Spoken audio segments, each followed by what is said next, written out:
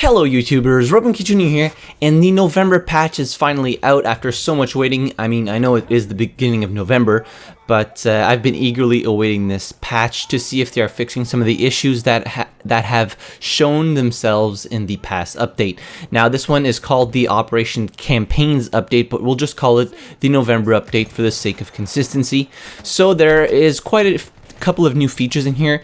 One of the main ones being the addition of Operation Campaigns. Now basically what this is pretty much like a mission that the community can participate in. So basically what you have to do is play the two operations that are within the active campaign. You can see that on the operation screen, like shown on screen right now. This is how it's going to look, and basically you have to work towards the score threshold in order to get that operations battle pack. So basically, and then you have like the timer. Right now it says like 3 days, so you always have that set amount of time to get, for example, in this operation campaign, 30,000 points in each operation to be able to unlock that operations battle pack. So that's good. I mean, it's just a little bit more progression or missions that players can participate in, and I think it's going to boost the amount of people playing on certain operations. Now moving on, NIvelle Nights. Now NIvelle Nights was the night map that was released how long ago was that? Like June, I think, of this year. So it was released in June for everybody who owned They Shall Not Pass DLC or the Premium Pass. And now with this update, they are making this map available for everyone, which is great, because the more players we have on those maps, the more often we can play them. There's also HDR availability now. Battlefield 1 is now compatible with Dolby's High Dynamic Range standard. With a compatible graphics card and TV, you can enjoy Battlefield 1 mastered for Dolby Vision HDR colors and brightness. So I think this mainly impacts people who play on console with a TV. For the Rent-A-Server program, RSP administrators can now restart the current level running on their server. RSP administrators can now select another level to load when choosing to restart the match, and RSP administrators can now add up to 32 maps in a rotation. So that's all for the Rent-A-Server program. Player progression, players are now able to track all 5 active medals at the same time, and I have to say it was about goddamn time. And there's also new weapon skins coming to a battle pack near you. So now moving on to UI and HUD fixes. So finally, fix an issue that caused in-game player icons to become transparent. It is here, everybody. No more will you be shot by your teammates or shoot teammates because you can't see if they are on your team or not. It's finally fixed. Well, at least that's what they say. Hopefully when we get into a match of Battlefield today, we will notice that it is indeed fixed. Also, fixed an issue where some players found themselves stuck on the globe screen. Now, this has never happened to me, but I heard a lot of people were having this issue, so that's great. Now, there are a lot of other UI and HUD fixes, but I'm not going to go through all of them. I'll just leave a link to the patch notes in the description down below if you guys want to go check it out for yourselves. Now, weapon and vehicles and gadgets. If resupplied, the Scout class now has the ability to place a second tripwire of each type, gas, incendiary bomb, and HE bomb without cancelling the first, so you can now place a total of 2 tripwire bombs down at any given time, provided that you indeed got the resupply for that.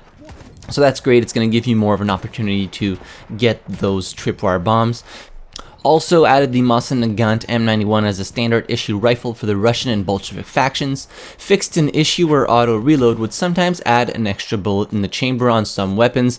Now I saw this happening on actually quite a few weapons, and I'm glad that this got fixed. It was just more of an annoyance than anything else. I mean, it didn't really hinder the gameplay all that much, but you know, it's always good to have the fix for an issue like that. Fixed an issue that was prohibiting grenades from being replenished with an ammo pouch / crate, so that is cool. And also fixed an issue where some players could activate speed boost in airplanes without unlocking the ability first.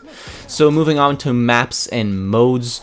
So removed elite pickups from Team Deathmatch and Argonne Forest. I don't even know why they were still in there.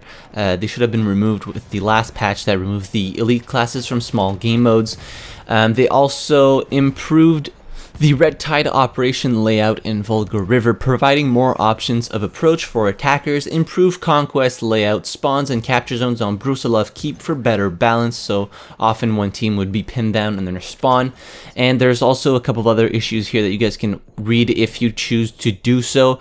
And in general, when deploying on a squad mate and the squad mate dies while the camera is transitioning, the deploy will not be cancelled and player will return to the deploy screen. So this is great. That means there should be no more zombie spawns, as we would call them. So basically, if you're about to spawn in on a teammate and during the camera transition onto the battlefield, if that teammate dies, you will be like just brought back to the deploy screen and you'll have to select another spawn point instead of actually just spawning on him.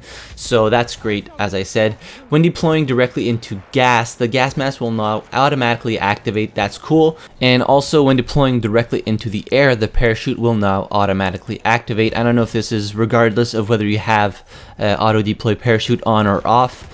Also fixed an intermittent issue where players could become invisible. Never seen that. Reduced the camera shake when taking damage. That is great. And there's also a couple of other general fixes in here. But anyways, you can read all that. I leave the update notes in the description down below. Let me know what you guys think of the Operation campaign. And on top of that, there are 3 new melee weapons: the Kup, which is a French-style machete, the Russian award knife, and also the French butcher knife, some of them being some legendary weapons, and some of them being just regular unlocks. So yeah, let me know in the comments down below what you guys think of these fixes. I'm most excited for the icon fix. That was driving me crazy. And while you're down there, be sure to hit the like button if you enjoyed the video, subscribe to the channel if you haven't already, don't forget to join our Discord server, and as always, thank you very much for watching. I really appreciate it, and I'll see you guys in the next video. Have a good one.